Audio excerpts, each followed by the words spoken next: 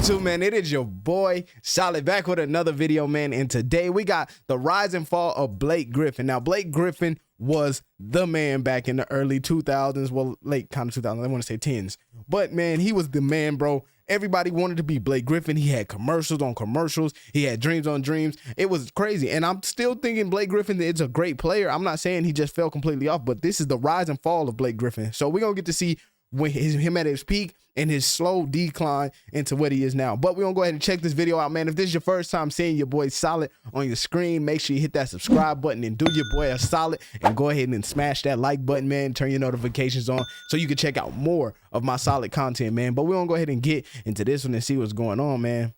Blake Griffin was an all-star and one of the most devastating dunkers in the NBA. Now Yes, he's a sir. role player who barely ever dunks. Here are all the ups and downs of Blake Griffin's complicated career.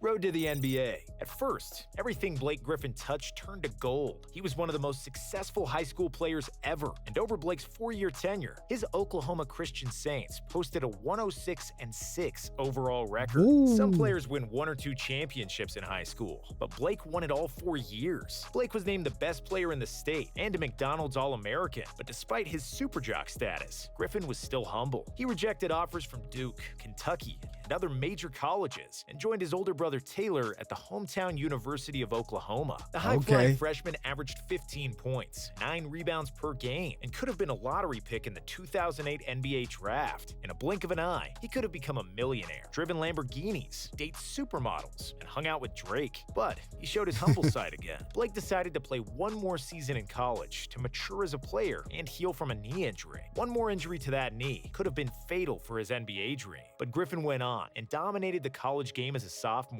Nobody could stop his thunderous dunks in the paint. Blake finished the season with 23 points and 14 rebounds per game on a phenomenal 65% shooting. He even pushed the Sooners to the Elite 8 in March Madness. Blake won every possible National Player of the Year award by all major publications. It was a foregone conclusion that he'd be selected by the Clippers, who won the first pick of the draft lottery.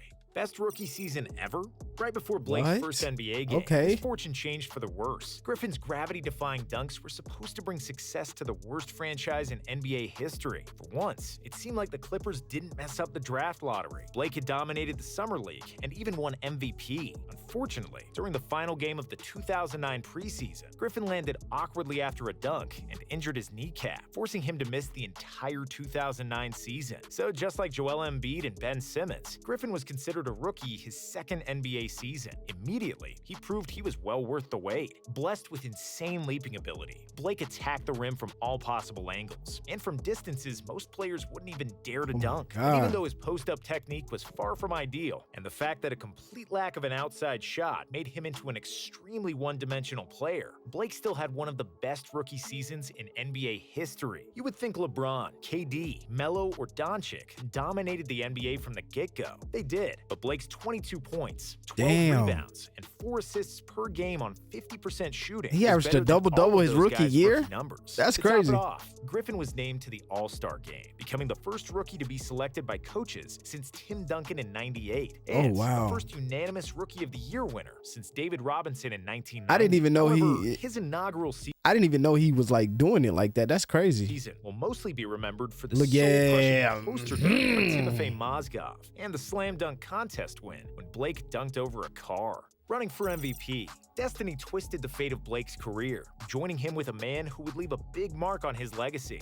No, destiny is not the stripper name of former NBA Commissioner David Stern. Stern vetoed a trade that would send Chris Paul to the Lakers, after which the best point guard in the NBA at the time joined Griffin and the Clippers. With Paul as his point guard, Blake received many perfect alley-oop passes, and their aerial connection in the pick and roll earned the Clippers the nickname Lob City. Yes, Griffin sir. improved his shooting efficiency and averaged another 2010 season. He and CP led LA to the first playoff berth since 2006, where they'd face the much deeper Spurs in the second round and lose. Blake made the second All-NBA team. He wasn't Tim Duncan just had me He promised dying. himself that he would improve his game, primarily because he realized his body couldn't withstand the wear and tear of constantly battling in the post and relying solely on dunks to get points. For the 2013 season, Blake shot more jumpers and moved his game away from the post. Initially, the results weren't great. His jump shot needed more polish, and he'd often miss badly. His point average dropped to 18 per game. However, the Clippers Clippers won 56 games in the regular season, the best result in franchise history, and the first time they eclipsed the 50-win mark. But Griffin was out-muscled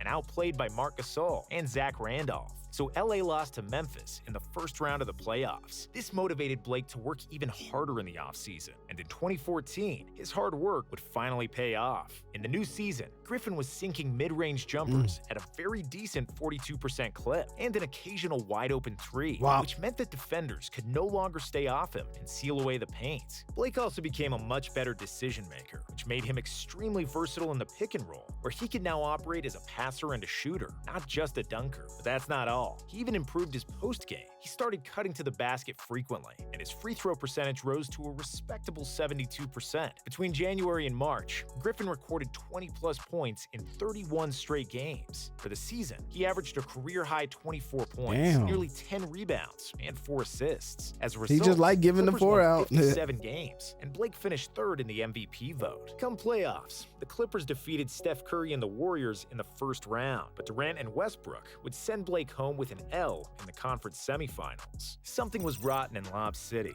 If you ever worked for years on end to achieve something, for Blake, this was the moment he'd get a taste of the sweet juices of victory. December of 2014, Blake made the game-winning jump shot against the Suns, the icing on the cake of his 45-point game. In an interesting article on Players Tribune, Griffin admitted he had to completely relearn to shoot, and then he's put up over 250,000 shots with his shooting coach. His shooting mechanics were glacially slow, and his jumper looked like that of a basketball robot. But Blake became an effective shooter, shooting 40% for 3 in 2015. He took 60% of shots outside of the paint and became an even better passer. His transformation from brute dunker with no skills to all-around point forward like LeBron James, the Clippers franchise looked transformed. Steve Ballmer bought them for $2 billion. They were the best show in town, and at last coming out of the Lakers' shadow. They finally got over their Achilles heel, defeating the San Antonio Spurs in the playoffs. Next up against the Rockets, they took a 3-1 lead. It seemed like the franchise would make their maiden trip to the conference finals, until they blew a double-digit lead in Game 5 and lost another 2 games. It became clear that the chemistry between CP3 and Blake was no longer peachy. To quote Hamlet, something was rot in Lob City, and unfortunately for the Clippers, they were also extremely unlucky. In 2016, Blake missed a combined 45 games due to injuries and suspension after he punched the Clippers equipment manager. He got healthy for the postseason, but then re-aggravated the quad injury in the first playoff game, and the Clippers lost the first-round series. In 2017, the same thing happened. After both he and Paul missed big chunks of the regular season, in Game 3 of the first-round playoff series against Utah, Blake injured his toe and was ruled out for the season. Surprise, surprise, Clippers lost that series. It was all she wrote for Lob City, and Chris Paul got traded to Houston. Fake jersey retirement, and a trade to Detroit. Not willing to lose both CP3 and Blake in the same offseason, the Clippers organized something special for Blake. They took him on a guided tour with pictures of his early childhood, leading to his successful NBA days, capping things off with his own jersey retirement ceremony, which was supposed to mean he'd be a Clipper for life. This fake jersey retirement was unnecessary and cringy, but Griffin still signed a 5-year, $173 million deal. He planned to remain a Clipper for the rest of his career. The thing is, plans change. 6 months later, they traded him to the Pistons, and Blake had to say goodbye to LA, the good weather, and Kendall Jenner. See, Griffin had only appeared in 60% of all games between 2015 and 2018, so the Clippers decided to cash in on his all-star pedigree while they still had the chance. The Pistons didn't have a star player at the time, and they bought in. Despite the injury concerns and the slight but pretty noticeable decline in Blake's athleticism, it seemed like the Pistons won that trade. In his first full season with Detroit, Blake played the best and most mature basketball of his career, averaging 24 points, 7.5 rebounds, and 5.5 assists per game. His shooting diet consisted mainly of high-percentage shots at the rim and a career-high 7 3-point attempts per game, which he made at a very good 36% clip. But another playoff run brought another knee injury. Blake couldn't catch a break. The Pistons got swept in the first round, and it was clear the Clippers won the trade. All the injuries clipped Blake's wings, and he went from the most ferocious dunker in the NBA to a guy who hasn't dunked the ball once in his final 30 games in Detroit. In the 2020 season, Griffin played just 18 games. In 2021, another painful 20 games where he averaged just 12 points on 36% shooting. The Pistons bought out the remainder of his contract. But the story doesn't end here. Blake signed for the Brooklyn Nets, where he's still trying to get past the second round of the playoffs, something he hasn't done in his entire career. Legacy.